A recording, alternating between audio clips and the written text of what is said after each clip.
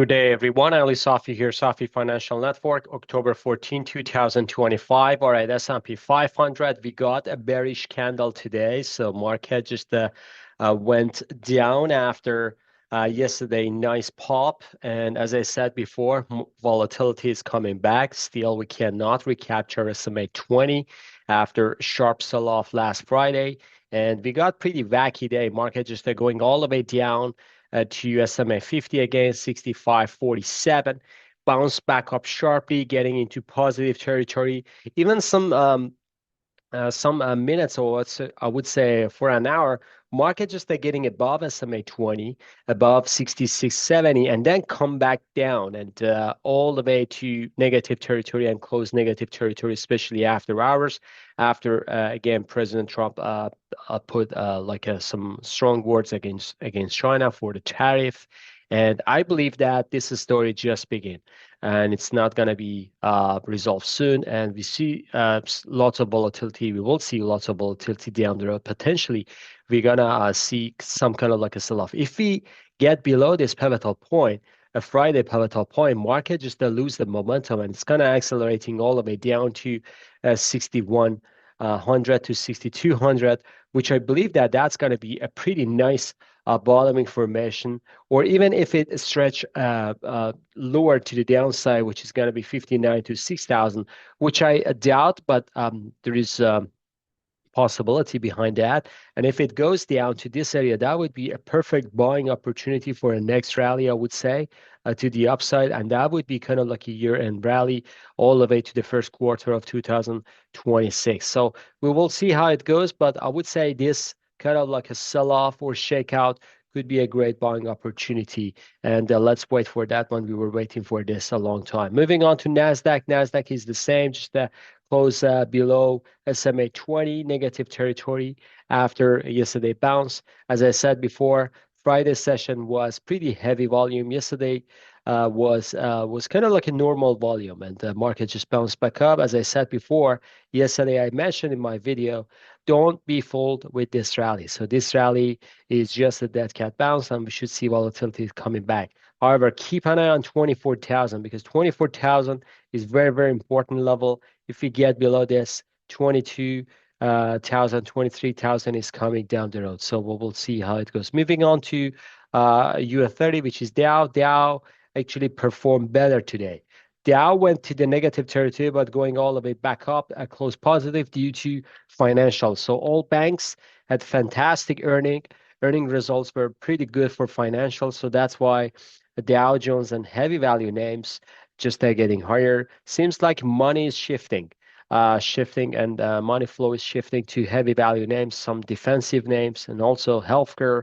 They had a good day today as well. So we will see it. So financials actually did very well, and I would say momentum still within these names as well. So probably, as I said before, Dow Jones will have a modest correction, while Nasdaq is shaking out pretty hardly.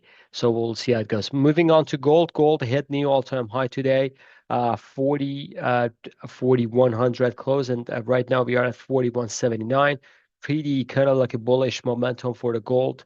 You see that it's heading to new all-time high, pretty close to 4,200.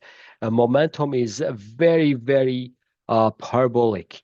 I'm not chasing the price, but I would say any kind of like a shakeout is coming down the road, and pretty soon. I would say this is a final phase, potentially when daily chart is showing me that after 1 day to correction and getting back to kind of like a 90-degree to the upside, this is kind of like the end of the rally. But the rally, this corrective correction could give us a good buying opportunity. Stay tuned for that one. Potentially, we're going to see a very sharp sell-off to 3,800. So that would be pretty nice buying opportunity. So let's wait for that one. Moving on to silver. Silver is the same. Silver hit a 53, I would say, today. Let me just check. Yeah, 53.63. That's amazing. So silver hit new all-time high. And right now, again, getting back to the upside after hours, future market is positive 1.20% to the upside. Pretty nice momentum for silver. I would say silver still is in a parabolic move as well, like gold. But the next kind of like a sell-off or kind of like a correction could give us a great buying opportunity. Let's wait for that one because I believe that that day is coming pretty soon. Moving on to last asset for today, which I'm covering, crude. Crude just got into negative territory after yesterday bounce. As I said yesterday, when crude get below this $60, we should wait for kind of like getting all the way down to 51 to 53. Potentially, that's going to be a multi-month bottom. So we will see for crude. Crude actually doesn't show the momentum, but I would say this bottom uh, would be very, very decisive bottom because I would say geopolitical tensions and all the armed conflicts cycles are coming back, and potentially crude is gonna spike up. I'm just looking for that one, not just because I'm looking for a war or something. I'm looking for the cycles to confirm itself. So that's the bottom line. So we will see how it goes. Hopefully, crude is going up because of the economic growth, not armed conflicts, but we know that economy is not it's not doing great, especially in the macro perspective. In a bigger picture, economy is just losing the jobs. U.S. losing the jobs, Canada is losing the jobs. So we'll see that Europe is in trouble as well. So all in all, I should say uh, everyone is waiting for kind of like a getting back to 51 to 53, at least at my book, and then getting back to the upside. So we will see how it goes. All right, folks, I believe I covered everything. If you like this video, please smash the like button, subscribe to our channel. Have a good one. See you on the chart. Bye.